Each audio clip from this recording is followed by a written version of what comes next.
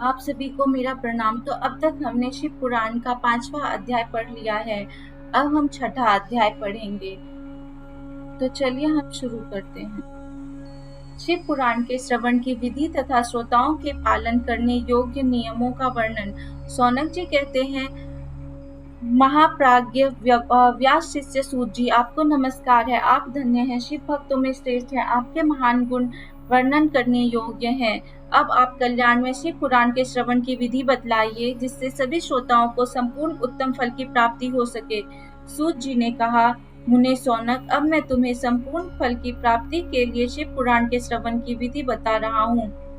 पहले किसी ज्योतिषी को बुलाकर दान मान से संतुष्ट करके अपने सहयोगी लोगों के साथ बैठकर बिना किसी विघ्न बाधा के कथा की समाप्ति होने के उद्देश्य से शुद्ध मुहूर्त का अनुसंधान कराएं और यत्न पूर्वक देश देश में स्थान स्थान पर यह संदेश भेजें कि हमारे यहाँ शिव पुराण की कथा होने वाली है।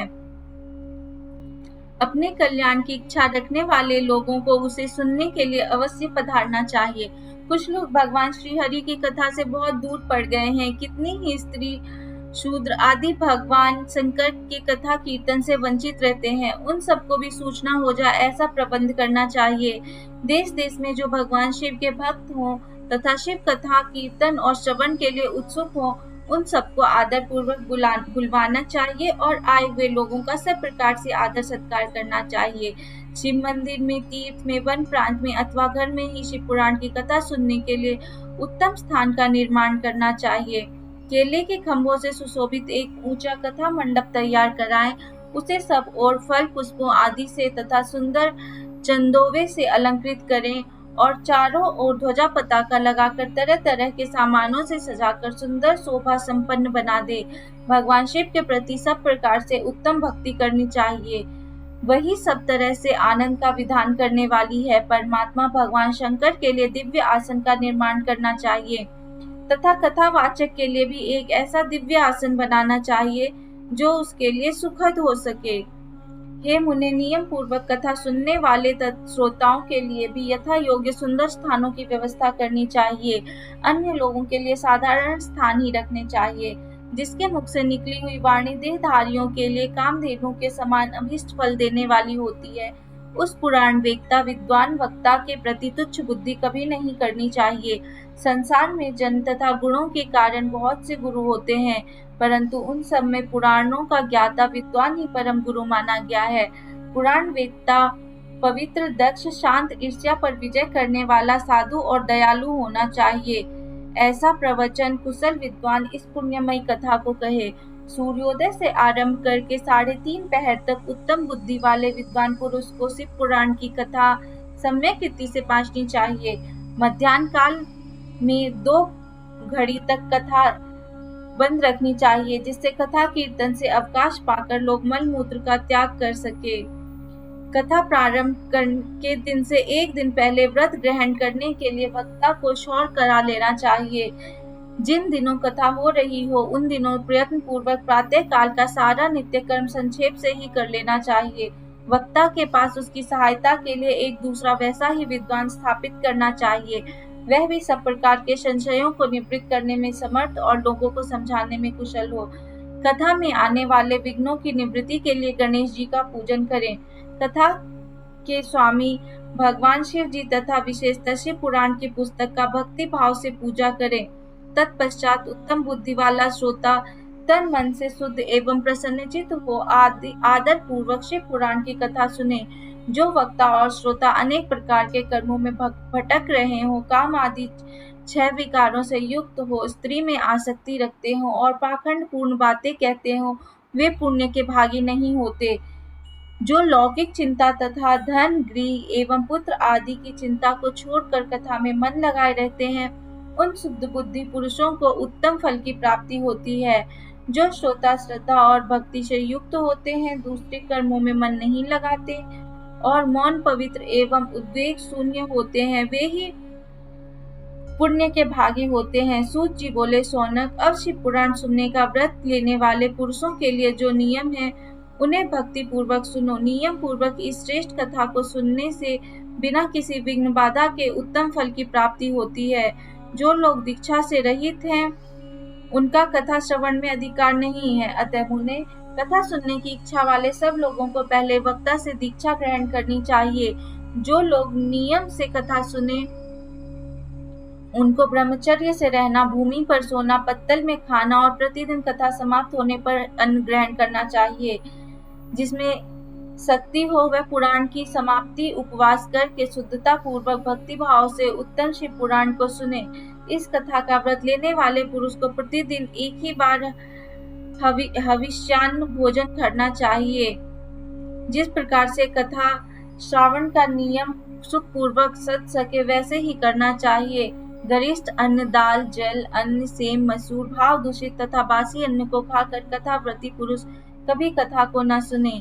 जिसने कथा का व्रत ले रखा हो वह पुरुष प्याज, लहसुन, हींग, गाजर, मादक वस्तुओं तथा आमिष कहे जाने वाली वस्तुओं को त्याग दे। कथा का व्रत लेने वाला पुरुष काम, क्रोध आदि 6 विकारों को, ब्राह्मणों की निंदा तथा पवित्रता और साधु संतों की निंदा भी त्याग दे। कथा व्रती पुरुष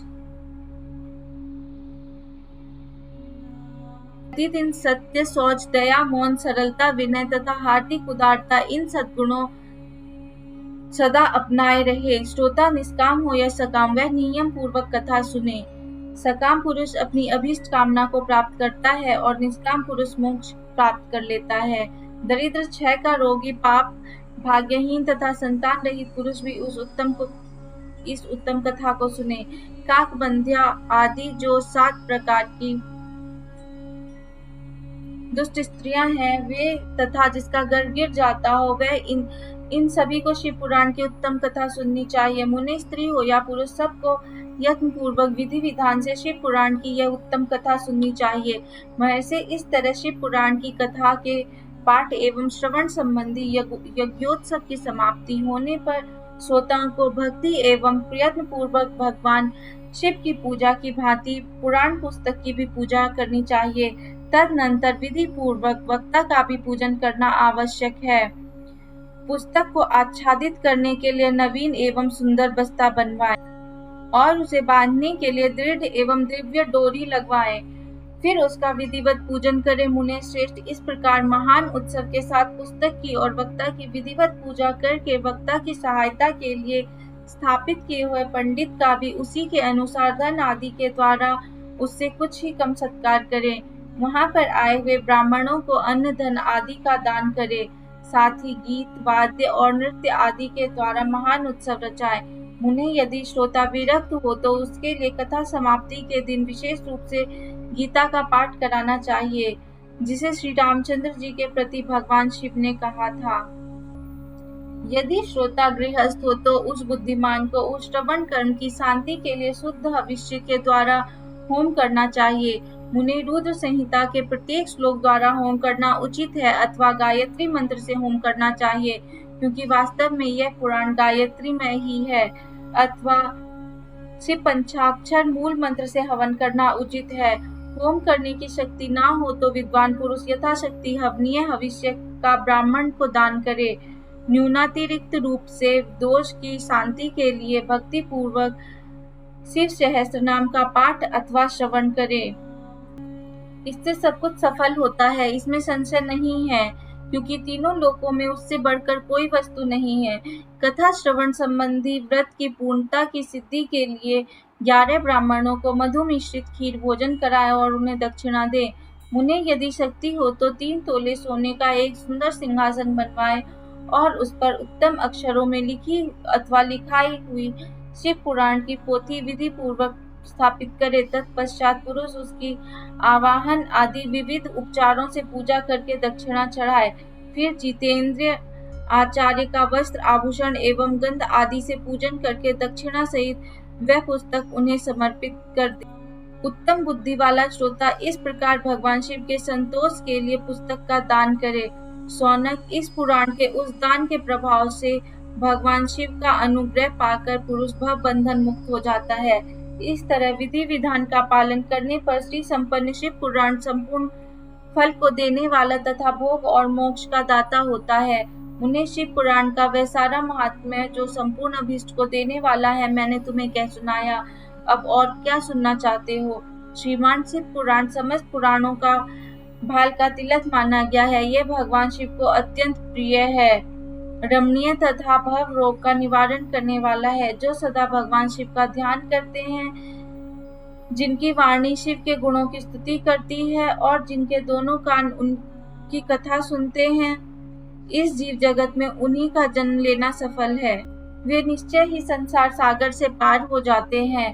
भिन्न भिन्न प्रकार के समस्त गुण जिनके सच्चिदानंदमय स्वरूप का कभी स्पर्श नहीं करते, जो अपनी महिमा से जगत के बाहर और भीतर भासमान है तथा जो मन के बाहर और भीतर वाणी एवं मनोवृत्त रूप में प्रकाशित होते हैं, उन अनंत आनंद घन रूप परम शिव की मैं शरण लेता हूँ। तो मित्रों, अब हमारा 6वां और 7वां अध्याय भी समाप्त हो चुका है। अब इसका आगे का अध्याय हम अगली बार सुनेंगे। अगले अध्याय को सुनने के लिए हमारे चैनल को सब्सक्राइब करना ना भूलें। आपकी अगर आप अपना कोई विचार हो तो आप उसे कमेंट बॉक्स में लिख सकते हैं। उस पर अमल करने की जरूर कोशिश करूंगी। धन्यवाद।